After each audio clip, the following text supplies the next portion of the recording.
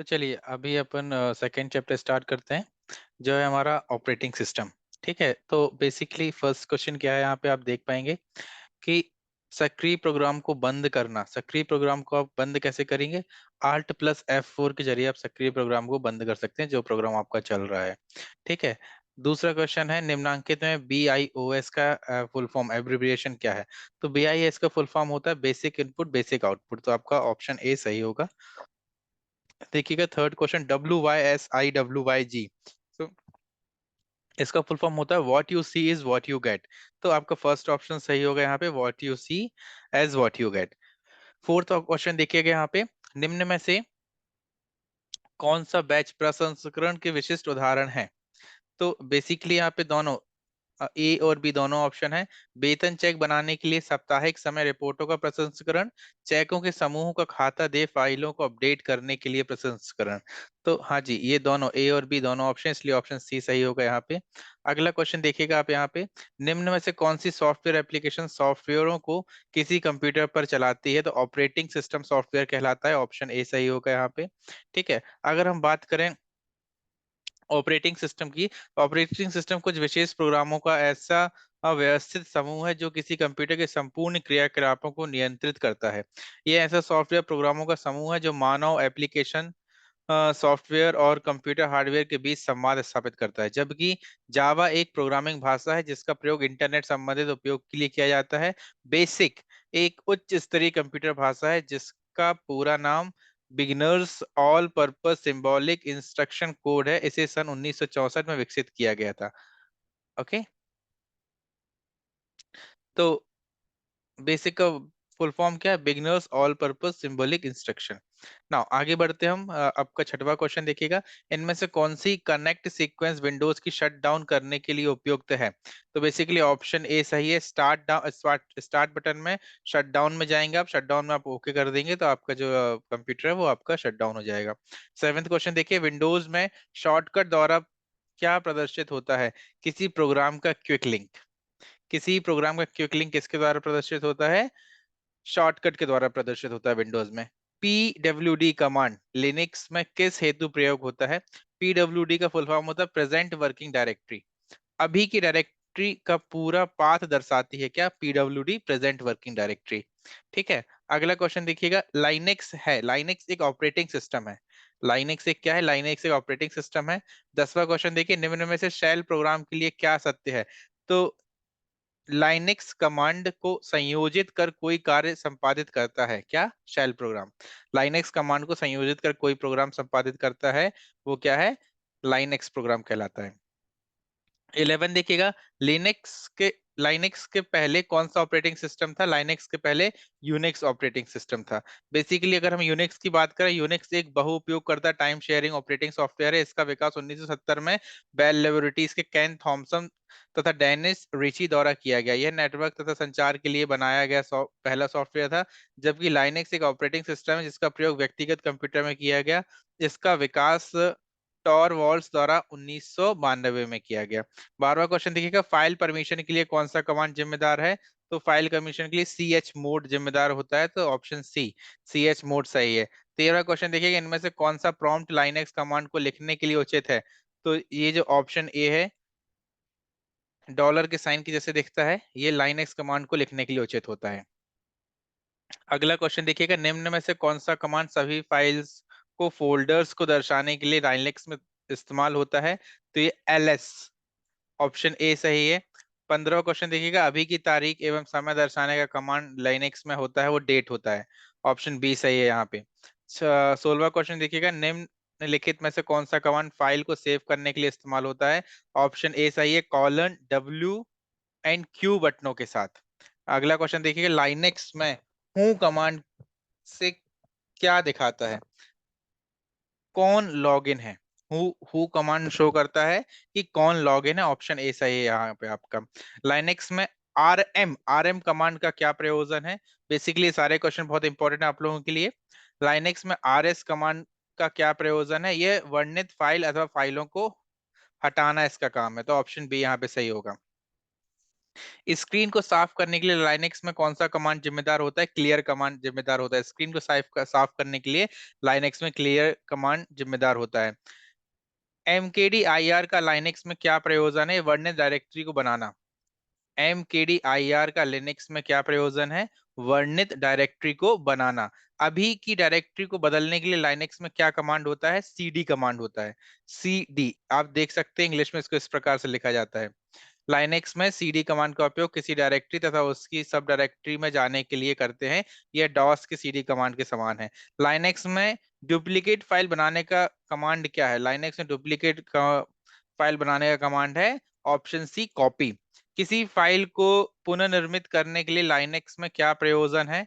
किसी फाइल को पुनर्निर्मित करने के लिए लाइनेक्स में REN, ऑप्शन सी यहाँ पे सही है। लाइनेक्स में REN कमांड का प्रयोग किसी फाइल को पुनर्निर्मित करने के लिए करते हैं, जबकि MV कमांड का प्रयोग फाइल का नाम बदलने के लिए किया जाता है। इस कमांड का प्रयोग करने से फाइल का नाम बदलता है। 24वां क्वेश्चन देखिएगा, निम्न में से कौन कैट के लिए लाइनेक्स में असत्य है? तो फाइल हटाने के लिए लाइनेक्स में कैट कमांड का उपयोग प्रॉम्प्ट कर नई फाइल बनाने के लिए किया जाता है। लाइनेक्स न्यू फाइल क्रिएट करने की दो विधियां हैं, वी एडिटर के माध्यम से और कैट कमांड के प्रयोग द्वारा। तो असत्य क्या है? फाइल हटाने के लिए इसका उपयोग नहीं होता है, ये असत्य है। नाउ अगला क्वेश्चन देखिएगा आप, इको इको लाइनेक्स में किस हेतु इस्तेमाल किया जाता है? इको लाइनेक्स में इनपुट की तरह उपयोग किया जाता है। देखिए, इको कमांड का प्रयोग स्क्रीन पर कोई मैसेज तथा किसी वेरिएबल की वैल्यू को प्रदर्शित करने के लिए करते हैं। इको कमांड का प्रयोग हम शेल प्रॉम्प्ट पर कर सकते हैं। बीसी लाइनेक्स में किस हेतु इस्तेमाल होता है? बीसी बीसी मतलब बेस्ट कैलकुलेटर। ऑप्शन सी सही है। बीसी लाइनेक्स में बीसी कमांड का उपयोग टर्मिनल पर कैलकुलेटर की सुविधा को प्राप्त करने के लिए किया जाता है। इसके लिए प्रॉम्प्ट पर बीसी कमांड टाइप कर एंटर की को प्रेस किया जाता है, जिससे कैलकुलेटर की सुविधा सक्रिय हो जाती है। 27वां क्वेश्चन देखिएगा, निम्नलिखित में से को फाइंड एंड रिप्लेस रिप्लेस के लिए सही क्रम क्या है? तो edit, find and replace, option A सही है।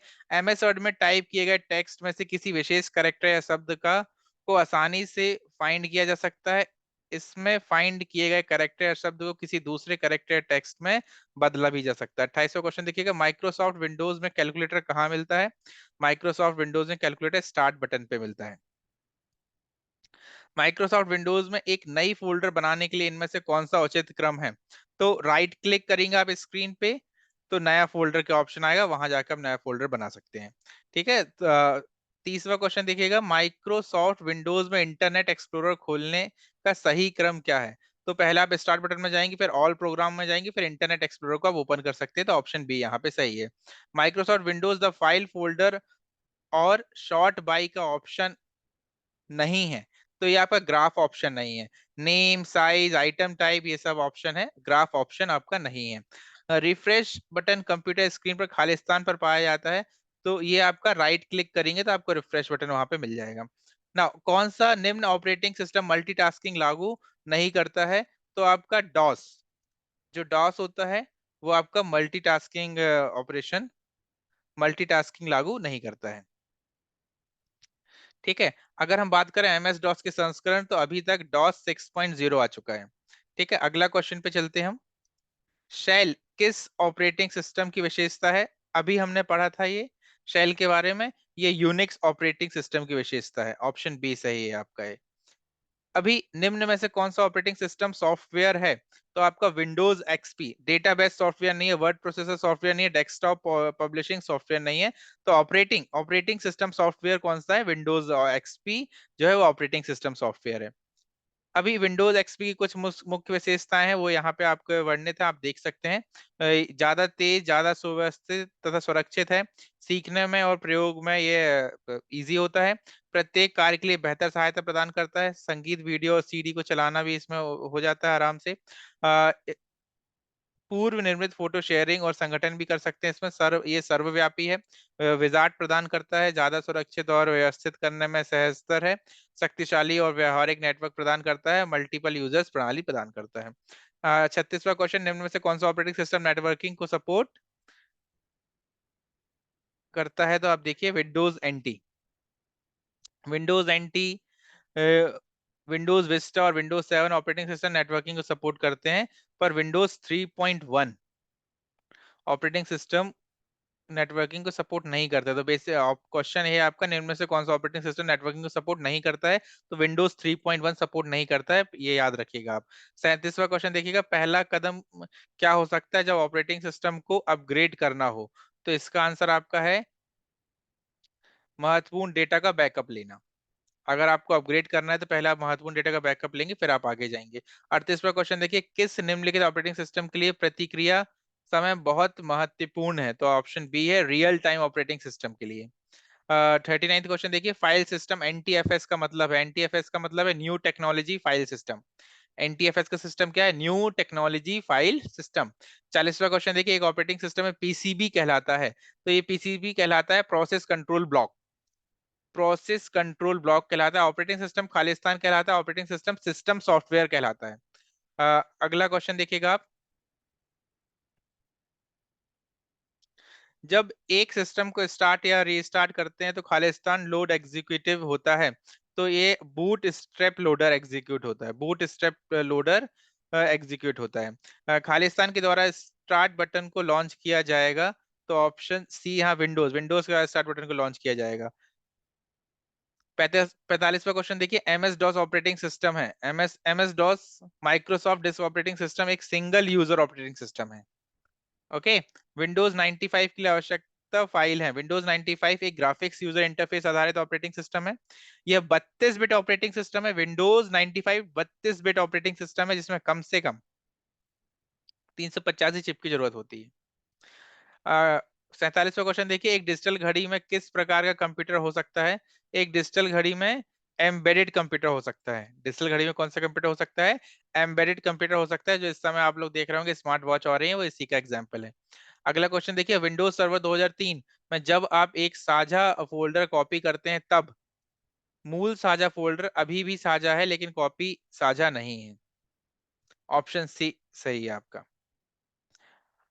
49 क्वेश्चन देखिएगा, BIOS का फुल फॉर्म क्या है? Basic input output system, option D सही है। 50वां क्वेश्चन देखिएगा, निम्नलिखित ऑपरेटिंग सिस्टम में से कौन सा क्लाइंट सर्वर नेटवर्क को लागू करने के लिए बेहतर है? तो ऑप्शन बी नोवेल नेटवेयर। तो आज हमने ये 50 क्वेश्चन डिस्कस किए हैं, अगले सेशन में 50 के आगे क्वेश्चन डिस्कस करेंगे। मिलेंगे अपन नेक्स्ट सेशन में।